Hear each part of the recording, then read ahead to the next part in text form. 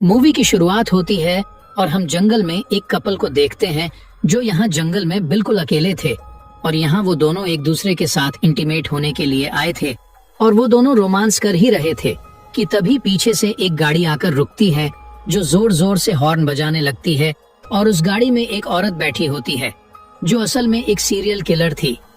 फिर तभी कार में बैठा लड़का उस औरत को चेक करने के लिए जाता है। तब वो औरत उस लड़के के ऊपर चाकू से कई बार हमला करने लगती है और उस लड़के को बेरहमी से मार डालती है, जिसके बाद वो औरत उस लड़के की गर्लफ्रेंड के साथ भी यही करती है और उसे भी जान से मार डालती है। फिर तभी सीन चेंज होता है और हम एक दूसरे कपल को देखते हैं जिसमें लड़की का नाम जुड़ी था और लड़के का नाम केनी था। अब वो दोनों आपस में बात कर ही रहे थे कि तभी वहाँ पर जुड़ी की माँ आ जाती है और वह जुड़ी से कहती है कि अब तुम मेरे साथ घर चलो, जिससे केनी नाराज हो जाता है। इसीलिए वो जुड़ी से अब फ्रेंडशिप भी तोड़ देता है। उसके बाद जुड़ी जब अपने घर पहुंचती है तब उसके पिता उसे लेट आने के लिए काफी डांटते हैं और जुड़ी के पिता एक पुलिस ऑफिसर थे जिनका नाम ब्रेंट होता है। फिर उसके बाद रात होती है और सभी लोग सो रहे होते हैं। तभी जुड़ी के पिता ब्रेंट को एक कॉल आती है और उन्हें बताया जाता है कि उन लोगों को जंगल में 2 डेड बॉडीज मिली है। फिर अगले दिन जब ऑफिसर ब्रेंट वहाँ पर पहुँचते हैं तो हमें उन्हीं की डेड बॉडीज दिखाई जाती है जिन्हें पिछली रात उस सीरियल किलर औरत ने जान से मार दिया था। उसके बाद हमें कॉलेज का सीन दिखाया जाता है जहाँ पर सभी स्टूडेंट्स काफी दुखी नजर आ रहे थे क्योंकि उनके ही कॉलेज के 2 स्टूडेंट्स को किसी ने बड़े ही बेरहमी से मार दिया था। इसी दौरान ऑफिसर ब्रेंट इसी कॉलेज में पहुंचता है और यहाँ के प्रिंसिपल से मिलता है। तभी हमें पता चलता है कि ऑफिसर ब्रेंट और ये प्रिंसिपल बचपन के ही दोस्त थे। तभी ब्रेंट उससे कहता है कि मुझे तुम्हारे कॉलेज के सभी स्टूडेंट्स से बात करनी है। वहीं दूसरी तरफ हम एक क्लासरूम को देखते हैं जहां मार्लिस्टन नाम का टीचर स्टूडेंट्स को पढ़ा रहा था। तभी प्रिंसिपल ऑफिसर ब्रेंट को लेकर उन स्टूडेंट्स के पास आते हैं और ब्रेंट उन सभी स्टूडेंट्स को पूछता है कि अगर तुम लोगों में से कोई मरने वाले स्टूडेंट्स के बारे में जानता है या तुम सब में से उनका कोई दोस्त है जो उनके बारे में कुछ बातें जानता हो तो वो हमें बता दो ताकि उस किलर को पकड़ने में हमें आसानी हो सके। लेकिन उन दोनों के मर्डर के बारे में यहाँ कोई भी कुछ नहीं जानता था। अब उसके बाद हमें उसी किलर को दिखाया जाता है जो अगले शिकार के लिए अपने हथियार को तेज कर रही थी। फिर वो किलर अपने अगले शिकार के लिए पहुंचती है जो एक लड़की थी और उसके पेरेंट्स घर पर नहीं थे। अब वो किलर उसके घर के दरवाजे पर जाकर नॉक करती है और वो उस लड़की को अपना नाम लॉररली बताती है और जैसे ही वो लड़की दरवाजा खोलती है तब वो औरत उसका सर पकड़कर उसे भी मार डालती है। फिर जब उस लड़की के पेरेंट्स घर पर वापस आते हैं तो वो अपनी बेटी को यहाँ मरा हुआ पाते हैं, जिसके बाद पुलिस वहाँ पर आती है और अब तक वह किलर 3 स्टूडेंट्स को अपना शिकार बना चुकी थी। लेकिन अब ऑफिसर ब्रेंट उन तीनों में एक चीज नोटिस करता है कि वो किलर अपने शिकार को मारने के बाद उसके बॉडी में वर्जिन लिख देता है, जिसका मतलब ये था कि वो उन्हीं लोगों को मार रही है जो कि अभी वर्जिन है। अब शहर में हो रही मर्डर्स को रोकने के लिए ऑफिसर ब्रेंट एक मीटिंग रखता है जिसमें सभी स्टूडेंट्स के पेरेंट्स और शहर के कुछ बड़े लोग उस मीटिंग में आते हैं। तभी ऑफिसर ब्रेंट उन लोगों को बताता है कि ये जो भी किलर है वो सिर्फ उन्हीं लोगों को मार रहा है जो अभी तक वर्जिन है।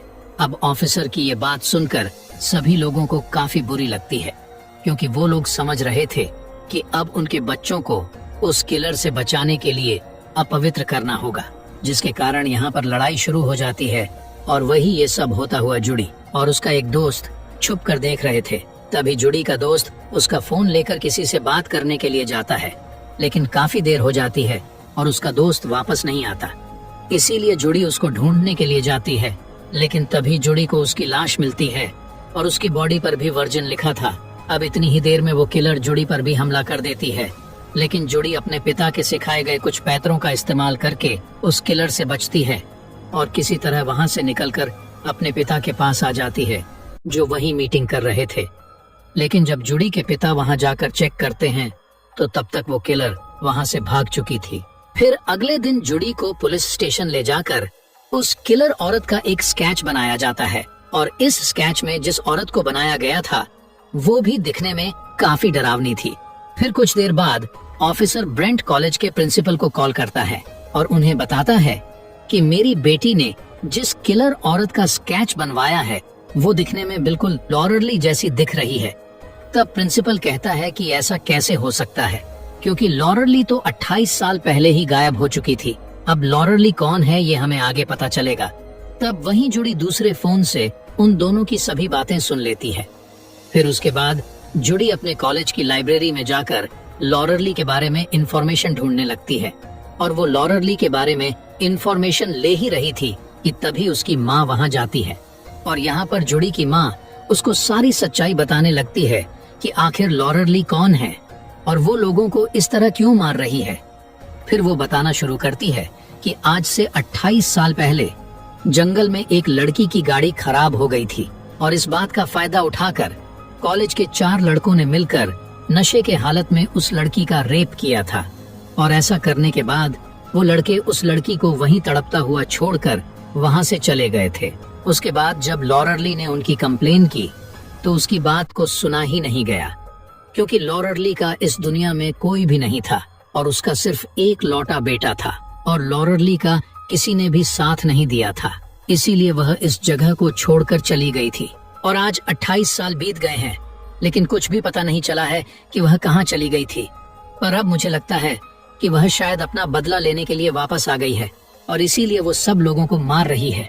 तब जुड़ी उनसे पूछती है कि वह चारों आखिर थे कौन, जिस पर उसकी माँ बताती है कि उसमें से 2 लड़के तो तभी स्कूल छोड़कर चले गए थे, और बाकी के 2 लड़के कोई और नहीं बल्कि एक तुम्हारा पिता था और दूसरा कॉलेज का प्रिंसिपल था। अब ये सुनकर जुड़ी को अपने पिता पर काफी गुस्सा आता है और वह काफी परेशान भी हो जाती है। इसलिए वो अपने बॉयफ्रेंड केनी के पास जाती है, लेकिन कुछ देर बाद जुड़ी वहां से भी चली जाती है। और वहीं दूसरी तरफ हम ब्रेंट को देखते हैं, जिसे पूरी तरह से विश्वास हो चुका था कि ये सारे मर्डर लॉररली ही कर रही हैं। इसीलिए अब वो लॉररली के घर जाता है, जहां वो 28 साल पहले रहा करती थी। लेकिन ब्रेंट को वहां पर कुछ भी नहीं मिलता, इसीलिए वह वहां से वापस जाने लगता है। और तभी ब्रेंट को प्रिंसिपल का कॉल आता है कि मुझे तुमसे रात को मिलना है। फिर उसके बाद रात को जब ब्रेंट प्रिंसिपल से मिलने कॉलेज जाता है तो यहाँ पर उसको प्रिंसिपल की लाश मिलती है, और इसी दौरान पीछे से कोई ऑफिसर ब्रेंट को भी मारकर बेहोश कर देता है। फिर उसके बाद हम देखते हैं कि स्टूडेंट्स की एक पार्टी चल रही थी, जहाँ पर पुलिस भी पहरा दे रहे थे ताकि यहाँ पर वह किलर आए तो वो उसे पकड़ सके।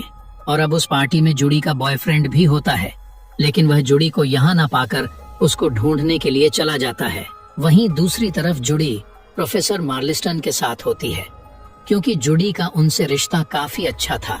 अब यहाँ पर मार्लिस्टन एक बड़े बक्से को अपने घर के अंदर ले जा रहा था और जुड़ी उसको उठाने में उनकी मदद कर रही थी।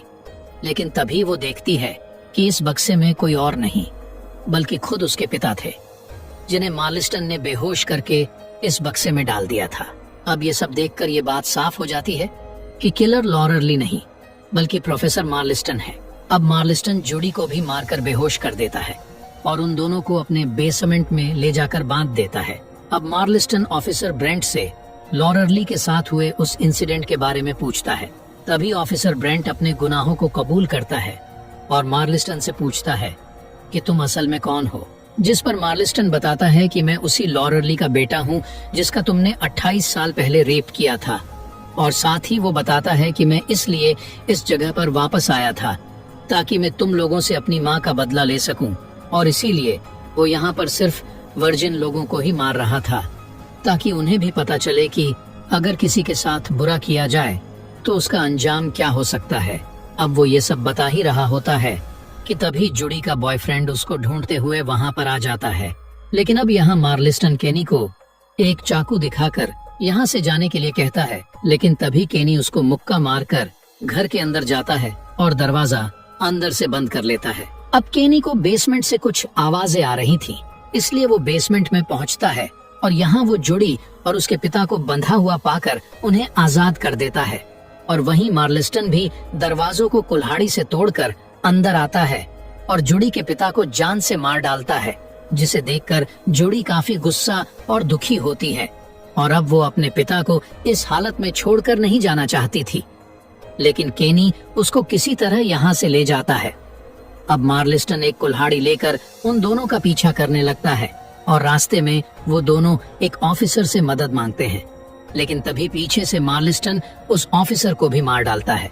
फिर उसके बाद मार्लिस्टन उन दोनों का पीछा करते हुए पार्टी में आ जाता है और अब यहाँ पर मौजूद सभी लोग मार्लिस्टन को देखकर काफी डर जाते हैं, क्योंकि उसके हाथ में खून से सनी एक कुल्हाड़ी होती है। इसीलिए वह सभी लोग भागते हुए पार्टी से बाहर आ जाते हैं। अब अंदर मार्लिस्टन जुडी और केनी पर हमला कर देता है, जिस दौरान केनी घायल हो जाता है और अब मार्लिस्टन जुडी की तरफ बढ़ने लगता है। लेकिन जुडी अब अपने फादर को खोकर काफी गुस्सा हो चुकी थी, इसीलिए वो अपने पिता के सिखाए गए पैंतरों का इस्तेमाल करके मार्लिस्टन को छत से नीचे फेंक देती है, जिससे उसकी वहीं पर मौत हो जाती है। फिर कुछ दिन बाद जुडी जब अपने माँ के साथ कहीं पर जा रही थी, तब वो लॉरली को देखती है, जो अगले ही पल गायब हो जाती है और उसको लगता है कि ये शायद उसका वहम होगा, इसीलिए वो वहां से जाने लगती है।